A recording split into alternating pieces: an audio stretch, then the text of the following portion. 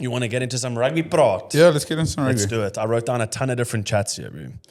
But just probably next thing that's happening, it's, we're sitting here on Workers' Day, which is quite incredible. And thank you to all the people that sacrifice and graft and make the world go around.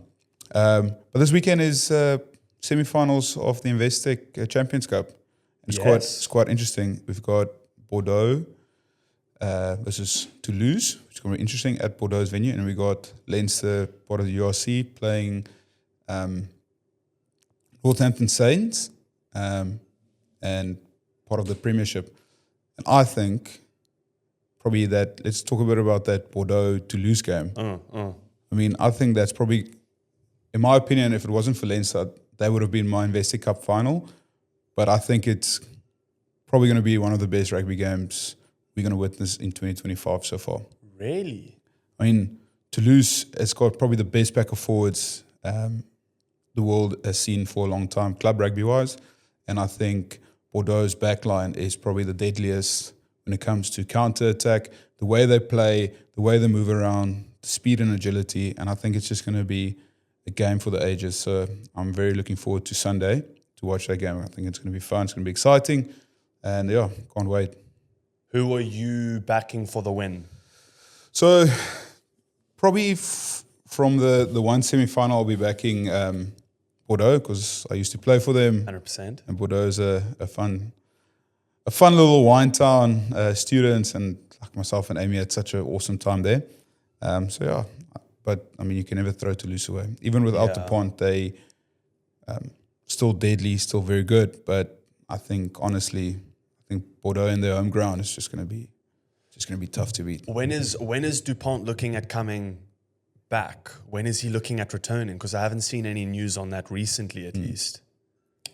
I think it's still going to be a while. Like that ACLs takes long. It's a big one, eh? Yeah, it's anything from 6 months onwards. So we'll probably only see him next season, or maybe closer to international season. So hopefully around November.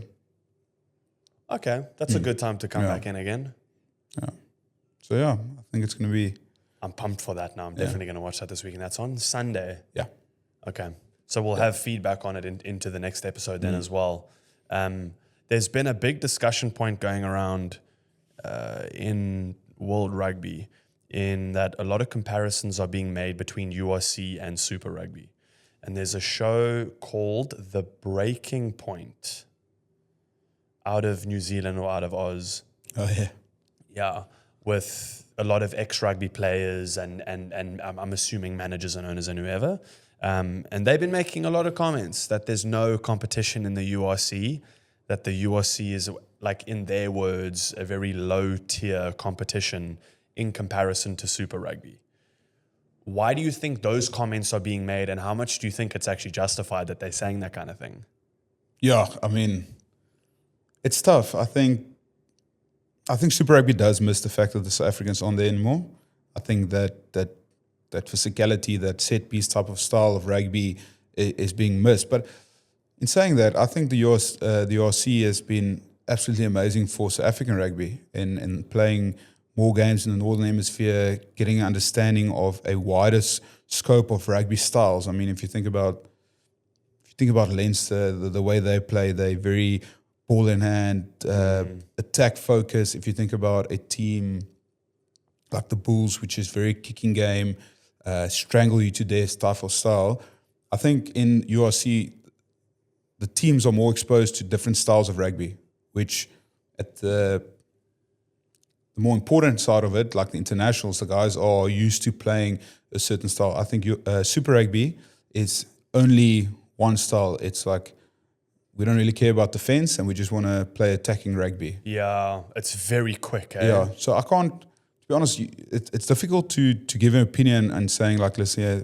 URC is inferior towards Super Rugby, because Super Rugby doesn't play a different style. Like New Zealanders want one style and that's what all the teams do. So they, in my opinion, I think some of the best New Zealand sides are going to struggle against like a Leinster on top form. They're going to struggle against a Toulouse because of the way the teams can adapt. Like a Leinster can adapt to anything. They can adapt to a fast pace, high energy type of game, and they can also adapt to a set piece focus, like structure, strike play. So that's where I feel like the difference would be. Like our teams in the URC, yes, Stephen Dahmer might be very honest about his opinion, but I don't think you can't compare the two. It's like comparing apples with pears. Like it's just two different styles.